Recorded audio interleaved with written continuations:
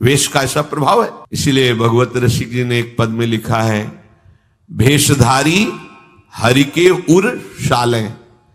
जो वेश केवल बनाया है रुपया पैसा के लिए, भोगों के लिए, हमें तो लगता है नहीं बनाना चाहिए, और काम कर लेना चाहिए, क्योंकि इसमें शुद्ध संतों को गालियां पड़ती हैं, शुद्ध भगवत मार्ग के पथिकों का अपराध बनता है, जिससे तुम कुल परंपरागत नष्ट हो जाओगे।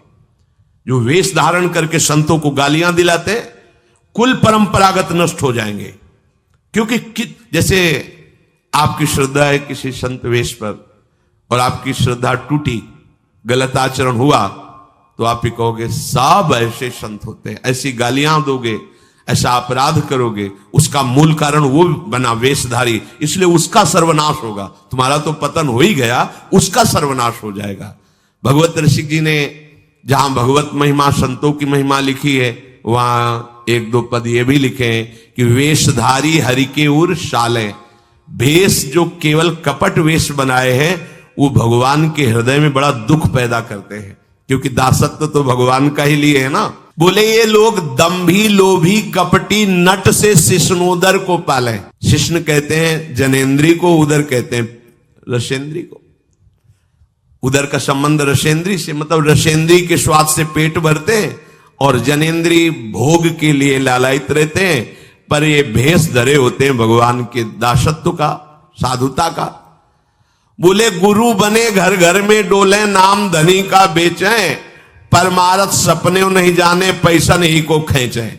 कंठी जेबे में रहती है, घर घर में जाकर के कंठी बांधना, रुपए लेना, फसाओ फसाना।